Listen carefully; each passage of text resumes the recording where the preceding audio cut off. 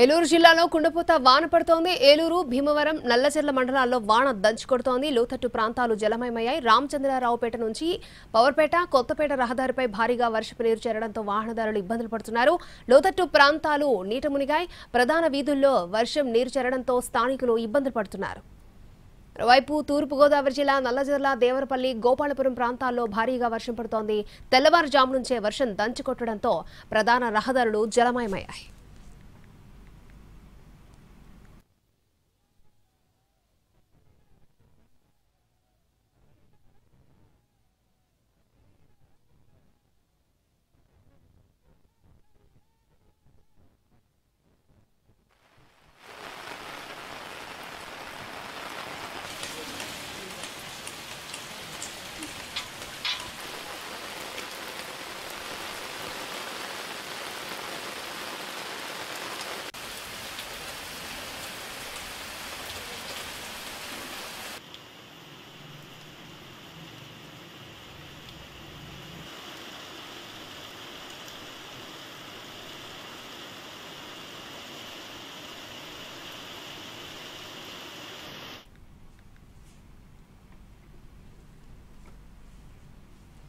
తెల్లవారుజాము నుంచే భారీ వర్షం పడడంతో ఏలూరు పట్టణం జలదిగ్బంధమైంది. డ్రైనేజీలు పొంగిపొర్లాయి. రోడ్లపై 2 అడుగుల మేర నీరు నిలిచిపోయింది. స్కూల్ విద్యార్థులు తీవ్ర ఇబ్బందులు పడ్డారు.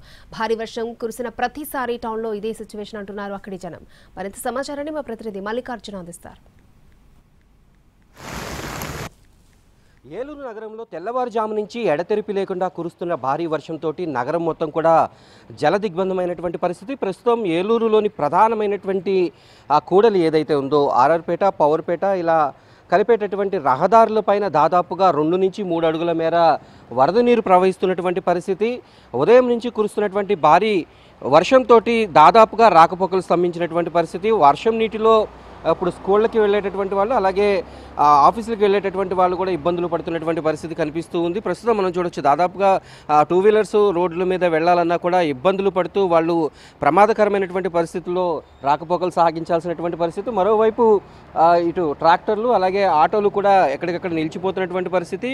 ఈ ట్రాక్టర్లు లాంటి వాహనాలు మాత్రమే రోడ్లపైన వెళ్తున్నటువంటి పరిస్థితి కనిపిస్తోంది. భారీ వర్షంలో ఇలా కూలి పనులకు వెళ్ళేటటువంటి వాళ్ళు, అలాగే స్కూళ్ళకి వెళ్ళేటటువంటి విద్యార్థులు కూడా తీవ్ర ఇబ్బందులు పడుతున్నటువంటి పరిస్థితి. దాదాపుగా ఆ ట్రాక్టర్లు కూడా దాదాపు సగానికంటే కూడా ఎక్కువగా టైర్లు మునిగిపోయి కనిపిస్తున్నటువంటి పరిస్థితి. ముందుకు వెళ్లే కొద్దీ ఆ నీటి ప్రవాహం ఇంకా పెరుగుతూ ఉంది. ఈ నేపథ్యంలో ఏలూరు నగరంలోని దాదాపుగా అన్ని రహదారులు, 2 టౌన్ పరిధిలోని దాదాపుగా అన్ని రహదారులు, అలాగే 1 టౌన్ పరిధిలోని అన్ని రహదారులు జలదిగ్బంధమైనటువంటి పరిస్థితి.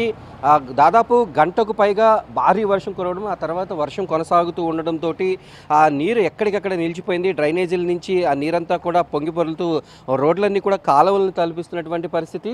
ఇదే ఉదయం నుంచి కురుస్తూ ఉండడంతో స్కూళ్ళకి వెళ్ళేటటువంటి విద్యార్థులు ఎక్కువగా ఇబ్బంది పడ్డారు. అలాగే ఈ ఎలిమెంటరీ స్కూల్స్ ఏవైతే ఉంటాయో వాటికి కొన్ని స్కూల్స్కి అయితే సెలవు కూడా ప్రకటించారు. అయితే వాహనాలు ఎక్కడికక్కడ చిక్కుకుపోవడంతో ఈ బస్సుల్లో స్కూళ్ళకి వెళ్ళేటటువంటి విద్యార్థులు కూడా ఎక్కడికక్కడ నిలిచిపోయినటువంటి పరిస్థితి.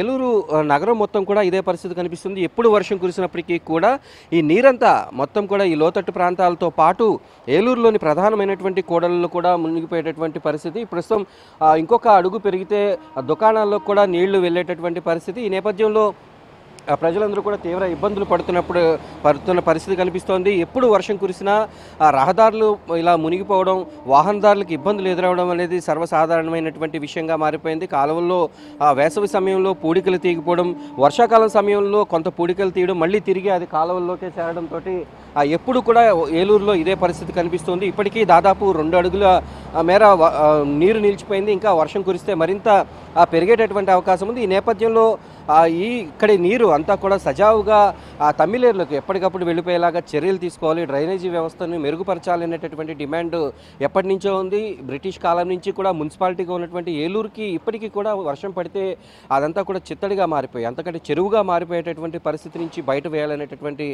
డిమాండ్ని అయితే స్థానికులు చేస్తున్నారు. వీడియో జర్నలిస్ట్ కరి శ్రీనివాస్తో మల్లికార్జున, ఏలూరు నగరం.